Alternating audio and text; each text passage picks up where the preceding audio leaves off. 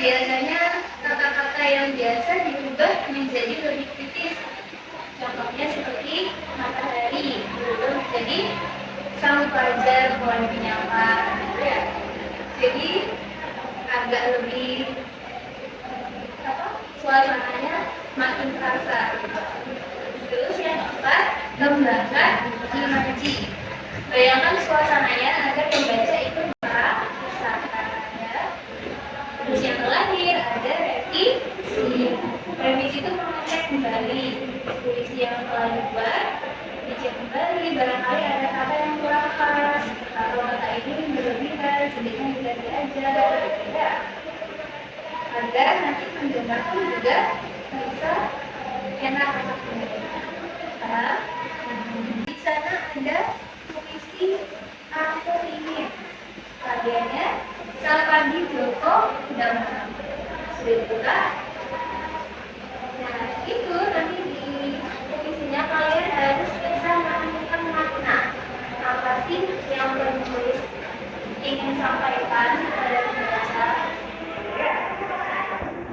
Nanti akan dibagi jadi 3 kelompok aja ya. Kelompok 1, kelompok 2, kelompok 3.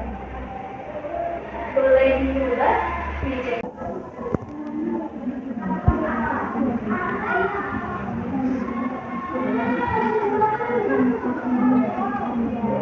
Ada yang kesulitan? Kemudian tidak ada ya. Bisa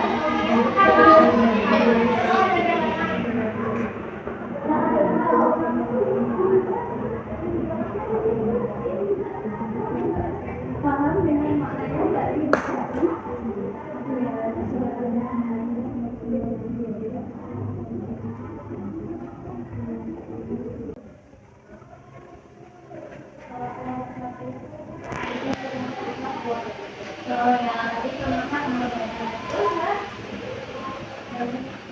jadi bukan hanya soal kata-kata bagus, tapi soal pengorbanan seperti kayu yang dapat dibakar bagi dengan menjadi api atau menjadi kehangatan atau cahaya. Cinta terkadang menyuruh seseorang untuk memberikan 10 dunia demi kebahagiaan orang yang dicintai akan benar-benar. Ya, betul. Coba kasih tepuk tangan.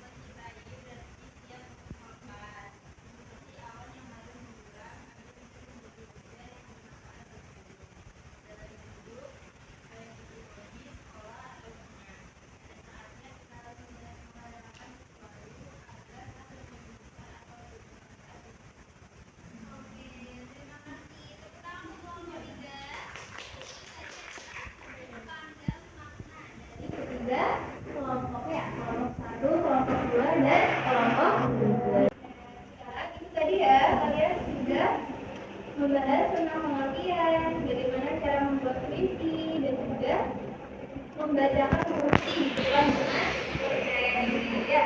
Sekarang ibu mau tanya nih, mengapa bahasa dalam puisi itu cenderung singkat dan padat dibandingkan dengan cerpen atau novel? Ada yang bisa menjawab? Ya, Aulia. Karena puisi mengutamakan kekuatan makna dan kesan.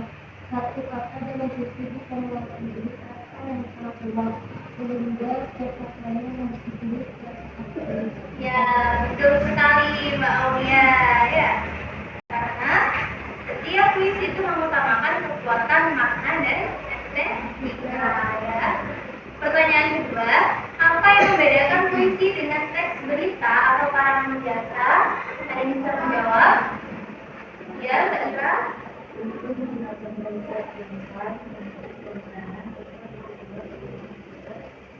Iya,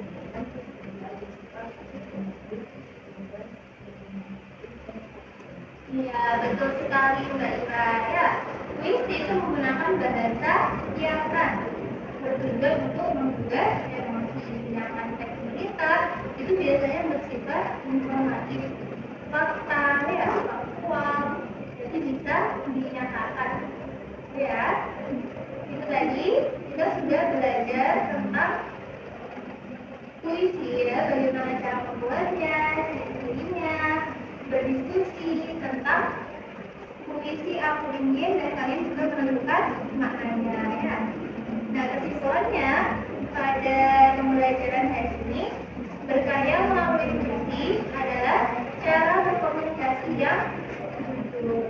Dengan puisi kita belajar mengolah rasa dan bahasa menjadi sesuatu yang abadi dan mampu menyentuh hati orang lain. Ya.